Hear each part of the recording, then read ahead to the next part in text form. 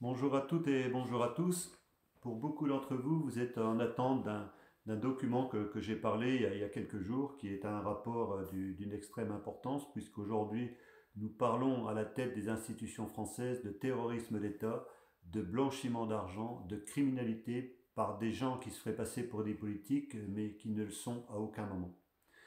Donc ce document-là va vous donner une certaine légitimité au travers de ce qui se passe aujourd'hui en France pour pouvoir porter la parole des personnes qui ont écrit ce rapport-là. C'est tout un collectif de citoyens, de juristes, d'avocats, de policiers, de gendarmes, aussi en lien avec Europol. Donc, dans l'avant-propos, la Constitution promulguée le 4 octobre 1958 a donné au peuple la souveraineté de la nation, ce qui nous confère des droits imprescriptibles, mais aussi des obligations. Tout citoyen a l'obligation de dénoncer tout crime, tout délit portant atteinte aux intérêts fondamentaux de la nation. Comme tout citoyen a l'obligation d'entrer en résistance face à l'oppression. La Constitution de 1958 est une trilogie puisque le préambule de 1946 et la Déclaration des droits de l'homme et du citoyen de 1789 y sont inscrits en annexe.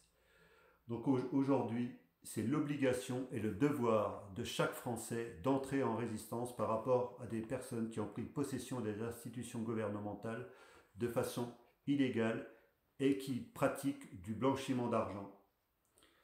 Ce rapport est le résultat d'un travail collectif. Ce collectif était hétérogène, animé par la volonté de protéger notre nation et de conserver notre démocratie, notre souveraineté de la nation. Donc l'heure est extrêmement grave par rapport à ce qui se passe aujourd'hui et par rapport à ce que divulgue ce dossier, ce rapport.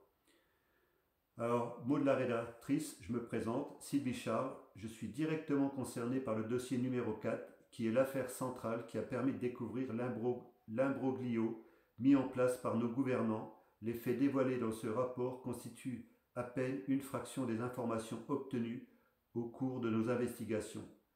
La rédaction de ce rapport se veut objective, les faits étant suffisamment évocateurs du terrorisme d'État et de l'incompétence de nos gouvernants. À la rédaction de ce rapport ont collaboré le brigadier chef Sylvie de Monchy de la police nationale, victime du dossier numéro 2, Émilie Thomasy, réalisatrice citoyenne, Jean-Claude Charles, victime du dossier numéro 4. Donc qui est le père en fait qui était le père qui a été assassiné, le père de Sylvie.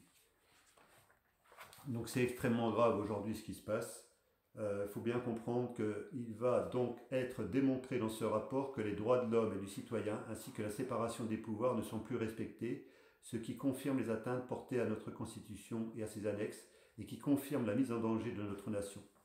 Ce rapport-là, c'est le premier rapport que vous allez pouvoir télécharger sur le site dmpi7.fr.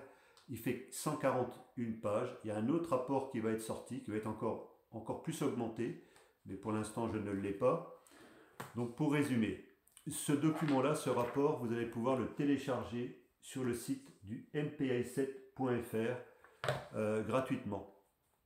Ça c'est une première chose, donc vous pourrez le télécharger et le partager où bon vous semblera.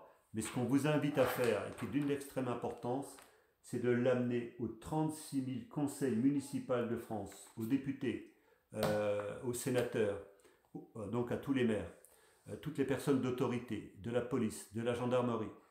Plus vous allez rayonner sur toute la France, plus les Français vont savoir ce qui se passe. C'est un élément majeur par rapport aujourd'hui à la coordination de la population française pour que la population, à un moment donné, puisse se soulever pour s'opposer à cette minorité-là qui est en train d'oppresser les populations. Donc c'est quand même d'une extrême gravité ce qui se passe. Et pour résumer aussi, le terrorisme d'État repose sur l'utilisation de pratiques illégales par le gouvernement d'un État, ceci dans le but de semer la terreur dans la population dont les objectifs seraient difficilement atteints légalement. Cette pratique consiste en l'utilisation de pratiques violentes et illégales, mais contrairement au terrorisme privé, ces actes sont dirigés depuis l'appareil de l'État français. Donc c'est d'une extrême gravité ce qui est ressorti au travers de ce rapport-là. pour instaurer le terrorisme d'État dans un pays, il faut la coopération de la justice, l'asservissement des forces de l'ordre et des armées, ainsi que l'appui des réseaux de grand banditisme.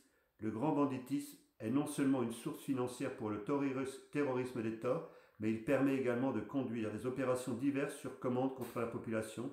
Et pour éviter que cette politique soit mise à jour, le gouvernement favorise la culture de l'incompétence qui favorise la corruption. Donc un des principaux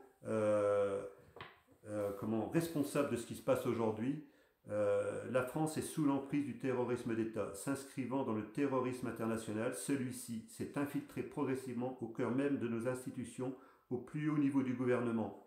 Il est parvenu également à annihiler les convictions des partis politiques et il s'est assuré de la coopération des médias.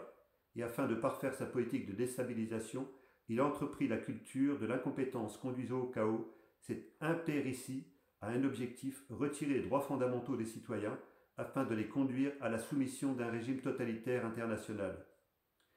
Si la justice exerçait sa mission dans le respect de notre nation, le terrorisme, quel qu'il soit, n'aurait pas eu la possibilité de gangréner nos institutions et de mettre en danger notre nation. Donc vous voyez, aujourd'hui c'est quand même extrêmement grave ce qui se passe aujourd'hui en France. Et j'en appelle au bon sens de chacun d'entre vous à se mobiliser. C'est un devoir et c'est une obligation de se soulever et de résister et de s'opposer à ces gens-là qui sont des terroristes à la tête de l'État français. Donc portez partout où vous pourrez ce document-là pour le faire entendre. Une chose extrêmement importante, tous ceux qui pourront le faire, c'est d'adhérer au MPI 7. Il y a même la possibilité de faire des dons pour ceux qui n'ont pas les capacités de mettre 20 €, de mettre moins, et ceux qui ne voudront pas du tout participer en finançant, vous pourrez de toute façon, malgré tout, adhérer au MPI 7 pour ceux qui ne veulent pas mettre d'argent. Il suffira d'envoyer un message et vous aurez un bon d'adhésion automatique sans avoir sortir un centime de votre poche. Le but en fait aujourd'hui, c'est soit d'adhérer au mpi7.fr, soit d'adhérer au syndicat des mécontents du système agricole, qui est le SMSA.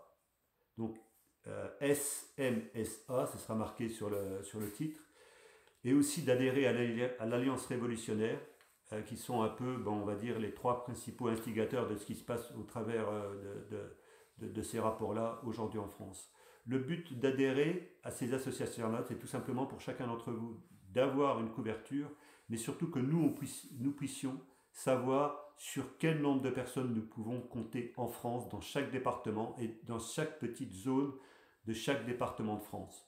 Aujourd'hui, si ces rapports-là, vous les ramenez dans 36 000 communes, vous imaginez l'impact que ça peut faire au niveau de la population française, au niveau des conseils municipaux, au niveau des maires, au niveau des médecins, au niveau des députés, des sénateurs, enfin tous ces gens-là, au niveau des personnes de l'enseignement, toutes les personnes qui ont un poste d'autorité quelque part.